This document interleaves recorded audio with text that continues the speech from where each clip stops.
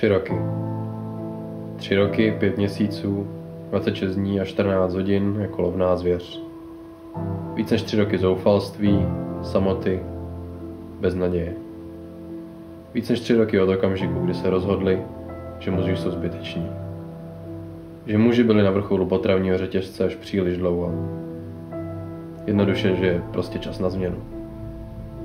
Ano, mluvím o ženách. Ta malá, slabá, na nás mužích závislá stvoření nás začala ze dne na den vybíjet jak dobytek na jatkách. Ti, co neměli tolik štěstí, byli zavřeni do klecí k různým pokusům a reprodukci. Ostatní bez milosti vybiti. Jediná věc, který se bojí, je počítač.